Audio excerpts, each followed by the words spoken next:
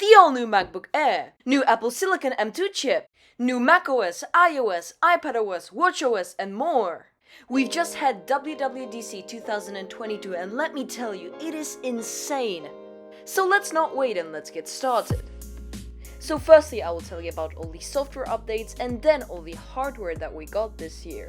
So let's start with iOS 16. Now I'm not gonna tell you every single detail about it, I will just tell you the most important things.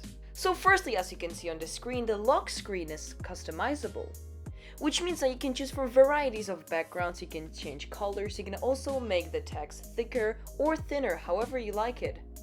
Another feature is you can literally take a picture and only select one part of it to send it without a background. There's also a new shared photo library and new fitness app. There are more features, but these are the craziest ones. So now let's move to iPadOS. There is a reference mode which turns your iPad into a literal external display, but there's also a new weather app for iPads.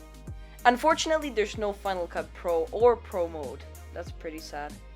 What we do have is a better support for Studio Display. So now when you connect your iPad to Studio Display, it is a full screen, so it doesn't look as ridiculous as the one that looked before. That was just critical. It also has the same feature as macOS, which is kind of an app library. As always, there are more features, but that is pretty much it with iPadOS 16. The new watchOS 9, on the other hand, is a pure disappointment. The only new things that we got is basically better fitness app and new wallpapers. That is literally it. But I absolutely love the dog face watch, it looks so nice. But then we've got something more exciting, which is the new macOS. At first, most of people thought that it's gonna be called Mammoth. Instead, it's called Ventura. But there are some really cool features. Most of the features are similar to iOS 16, but there are two new features. The first one, in my opinion, is very smart because now you can take your older phone to use it as a webcam for your laptop. And then is the metal free, which will obviously improve the Apple Silicon. So these were all the software updates, but now let's move to hardware. And now finally we've got to the most exciting part of the event, so let's start. So the first thing we've got is the M2 chip. Apple claims it to be 20% faster than the current M1. But let's go through all the specs. So first of all, as you can see right here, it is bigger than the current M1 chip. It has 100 GB per second of bandwidth memory, which is 50% more than the M1. So as I said, it is 20% faster than M1, but it is 5 times faster than 8th Gen Core i5. Apple claims that it is faster than 10-core CPU PC laptop, and that it is same speed as 12-core PC laptop while using much less power. But we'll see about that when we test it. And now let's move to the best part of the event. The redesigned M2 MacBook Air! So initially, all of the leakers thought that the bezels, keyboard will be white and this laptop will come in varieties of colors. But that's not the case, it looks really similar to the 14-inch MacBook Pro, just a little bit smaller. But hey, we got it! Let's talk about the specs. First of all, it features MagSafe, and I love that the chargers are color matching to the laptop this year.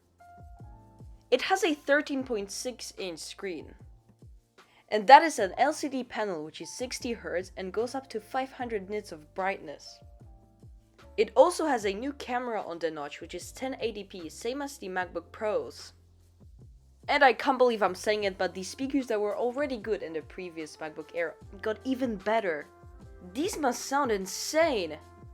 This MacBook Air is also a little bit over 1 cm thick and, most importantly, it weighs 2.7 pounds. This MacBook Air starts at $1,199, which is actually a good deal. And it will be available next month.